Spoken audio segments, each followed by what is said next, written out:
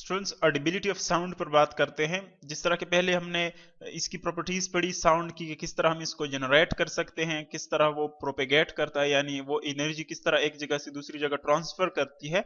इस तरह हमारे पास मैकेनिकल नेचर हमने पढ़ा कि इन वेव्स को एक जगह से दूसरी जगह जाने के लिए हमारे पास मीडियम की जरूरत होती है, जिसको हम मैकेनिकल वेव्स कहते हैं।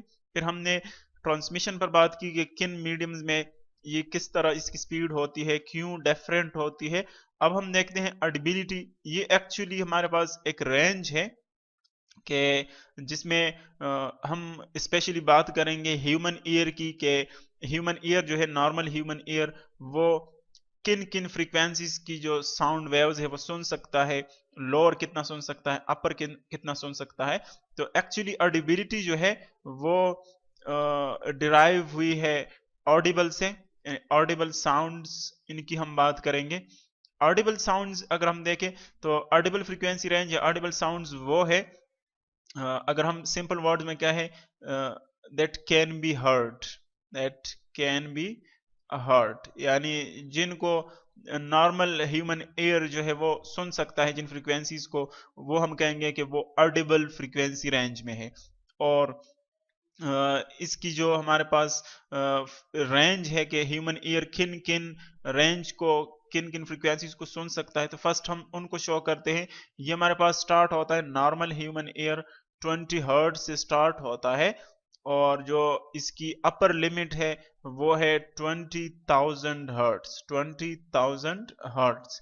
यानी जो इसकी लोअर लिमिट है, इसका मतलब ये है कि लोअर लिमिट से नीचे जो नॉर्मल ह्यूमन ईयर है वो इन फ्रीक्वेंसीज को नहीं सुन सकता, यानी वो इनके लिए सेंसिटिव नहीं है, वो इसको रिस्पांस नहीं दे सकता। यानी इसमें हम यूं लिख सकते हैं कि जो 20 हर्ट्ज है हमारे पास, 20 हर्ट्ज है, 20 हर्ट्ज वो क्या है, वो लोअर लिमिट है, लोअर लिमिट। यानी इनसे ये हमारे पास वो मिनिमम फ्रीक्वेंसी है जो कि ह्यूमन ईयर सुन सकता है, इससे नीचे वो नहीं सुन सकता।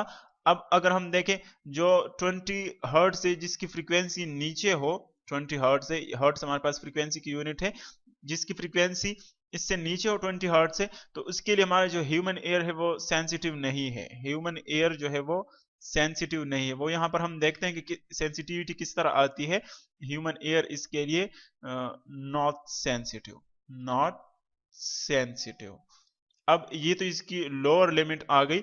अब अगर हम अपर लिमिट पर बात करें, यानी जो हमारे पास 20,000 हर्ट्ज है, 20,000 हर्ट्ज जो ये फ्रीक्वेंसी है, इसको हम कहते हैं अपर लिमिट, अपर लिमिट। यानी ये वो फ्रीक्वेंसी है जो कि मैक्सिमम अपर लिमिट है human ear, normal human ear की। यानी इससे अगर फ्रीक्वेंसी ज्यादा हो जाए तब भी ह्यूमन ईयर जो है वो इसके लिए सेंसिटिव नहीं है, वो नहीं सुन सकता। तो इसका मतलब ये है कि सिर्फ इस रेंज में 20 से लेकर 20,000 हर्ट्ज, इस रेंज में हम फ्रीक्वेंसी सुन सकते हैं, आवाज सुन सकते हैं, अगर ह्यूमन ईयर नॉर्मल है। लेकिन अगर इससे कम है या ज्यादा है तब हम उसको नहीं सुन सकते।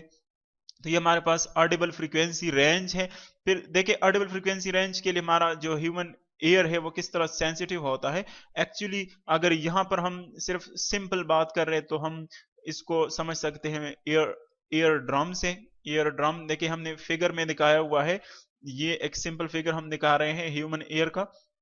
जो सबसे पहले यानी डायफ्राम आता है इसका, जब साउंड वेव्स फॉर एग्जांपल यहाँ से आते हैं, देखिए यूं अगर हम ब्लैक एरो से शो करें, साउंड वेव यहाँ से आते हैं, यूं एंटर होते हैं एयर में।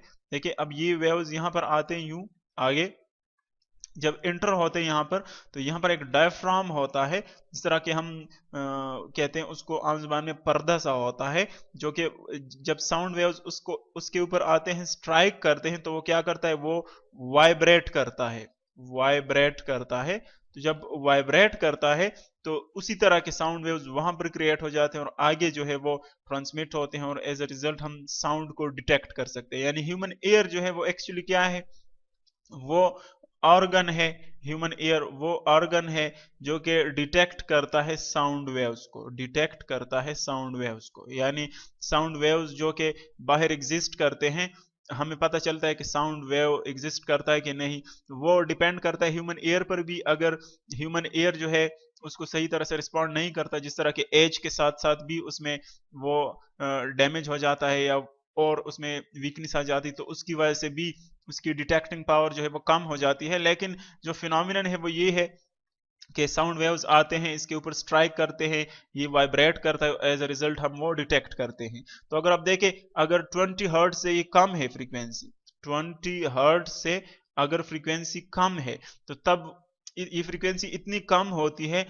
कि यहाँ पर जो वाइब्रेशन होती है, ईयर ड्रम की जो वाइब्रेशन होती है वो इतनी कम होती है कि हम उसको सही तरह से, हमारा जो ईयर ड्रम है वो उसको रिस्पांस नहीं दे सकता। यानी उसकी एक्चुअली हम ये कह सकते हैं कि जो एनर्जी यहाँ पर ट्रांसफर होती है, यहाँ पर साउंड वेव्स की जो एनर्जी 20 हर्ट्ज से जो कम वेव्स है उनके साथ जो एसोसिएटेड एनर्जी होती है, यानी जो एनर्जी वो ट्रांसफर करती है, वो इतनी कम होती है कि हमारा जो साउंड वेव्स, हमारा जो ईयर ड्रम है उसको सही तरह से वाइब्रेट नहीं कर सकता, उसको वो रिस्पांस नहीं दे सकता। तब हम कहते हैं कि 20 हर्ट्ज से जो कम इसकी फ्रीक्वेंसी है वो हम नहीं सुन सकते। इसी तरह अगर आप देखें 20,000 हर्ट्ज की अगर हम बात करें, 20,000 हर्ट्ज की, या अगर इससे फ्रीक्वेंसी ज्यादा हो, तो देखिए अब ये फ्रीक्वेंसी इतनी ज्यादा हो जाएगी साउंड वेव्स की, यानी इसकी एनर्जी इतनी ज्यादा हो जाएगी, तब भी हमारा जो एयर ड्रम है वो उसको सही तरह से, यानी वो जो इसमें कंप्रेशन और इलांगेशन जो चेंजेस आते हैं, जो वेरिएशन आते हैं, वो इतने क्विक होते हैं कि उसको हम सही तरह से रिस्पांस नहीं दे सकते। यानी उतनी क्विकली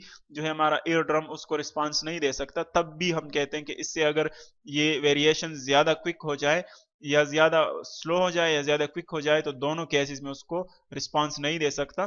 तो इस रेंज के अंदर 20 से लेकर 20,000 के अंदर जो फिर फ्रीक्वेंसीज है, जो साउंड्स है, उनको हम इजीली डिटेक्ट कर सकते हैं, क्योंकि हमारा जो ईयर ड्रम है वो इस रेंज के लिए जो वेरिएशन है वो इसके लिए सूटेबल है। अब इसके अलावा कुछ हमारे पास एनिमल्स हैं जो कि जिनकी ऑडिबिलिटी फ्रीक्वेंसी रेंज जो है वो डिफरेंट होती है। जिस तरह की फॉर एग्जांपल अगर हम डॉग की बात करें, डॉग की अगर हम बात करें तो इसकी मैक्सिमम फ्रीक्वेंसी रेंज हमारे पास है डॉग की 45,000, यानी 45 किलो हर्ट्ज। यानी अगर 20 से 45 तक भी फ्रीक्वेंसी रेंज है, तब भी डॉग जो है वो उसको सुन सकता है। इसी तरह अगर हम फॉर एग्जांपल कैट की बात करें, तो कैट की जो अपर लिमिट है वो है 64 किलो हर्ट्ज, 64 किलो हर्ट्ज, यानी इतने रेंज तक जो है कैट आवाज को सुन सकता है। यानी अगर फॉर एग्जांपल 45 से अपर हो जाए तो डॉग उसको फिर नहीं सुन सकता, लेकिन कैट उसको डिटेक्ट कर सकता है। ये डिपेंड करता है उसके एयर ड्रम पर, एयर का जो स्ट्रक्चर है उस पर डिपेंड करता है।